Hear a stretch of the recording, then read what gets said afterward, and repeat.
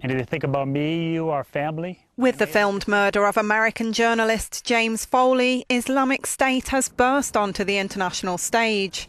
Established over 10 years ago at the time of the Iraq War, the movement has deep roots. The United States-led invasion of Iraq toppled leader Saddam Hussein and his Ba'ath Party. Under the leadership of Osama Bin Laden, the militant Islamist group Al-Qaeda became determined to set up a Caliphate, a single transnational Islamic State based on sharia law. The founder and leader of Al-Qaeda's Iraqi faction was Abu Musab al-Zarqawi, a Sunni Arab originally from Jordan. He became a symbol for the fight against the Western powers before being killed in a 2006 US airstrike. His death dealt a blow to Al-Qaeda. The group recovered in Syria and changed its name to Islamic State of Iraq and Syria, ISIS. The jihadist movement strengthened in 2010 under the direction of its current leader, Abu Bakr al-Baghdadi.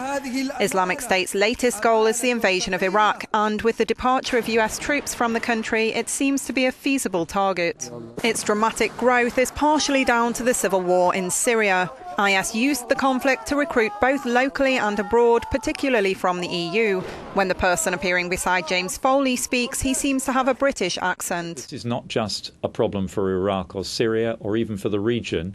It is a problem for us here in the UK, in Europe, in North America, because these people, if they can establish this ISIL Caliphate, as they call it, in Iraq and Syria, will use it as a base to launch attacks on Western interests and indeed Western countries.